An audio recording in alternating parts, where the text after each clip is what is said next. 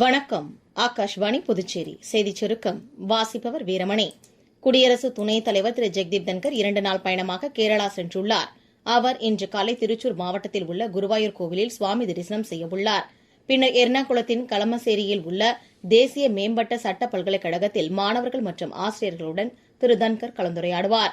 ஜம்முவிலிருந்து 8605 யாத்ரீகர்கள் கொண்ட 6வது குழு பலத்த பாதுகாப்பு ஏற்பாடுகளுக்கு இடையில் 372 வாகனங்களில் அமர்நாத் யாத்திரைக்கு இன்று காலை புறப்பட்டுச் சென்றது.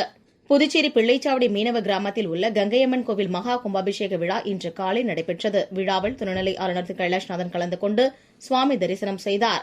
திருச்செந்தூர் அருள்மிகு சுப்பிரமணிய சுவாமி திருக்கோவில் மகா கும்பாபிஷேக விழா இன்று காலை வெகு சிறப்பாக நடைபெற்றது. விழாவில் ஆதீன கர்த்தர்கள் மற்றும் லட்சக்கணக்கான பக்தர்கள் கலந்து கொண்டனர். ட்ரோன் மூலம் பக்தர்கள் மீது புனித நீர் தெளிக்கப்பட்டது.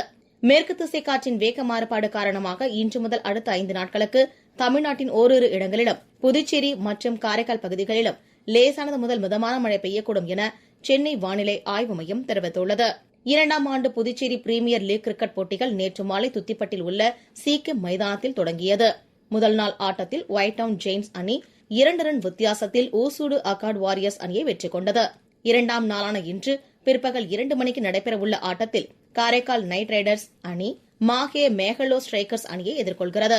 மாலை 6 மணிக்கு நடைபெறும் ஆட்டத்தில் ஏனம் ராயல்ஸ் அணி வில்லியனூர் மோஹித் கிங்ஸ் அணியை எதிர்கொள்கிறது. 27ஆம் தேதி வரை லீக் போட்டிகள் நடைபெறும்.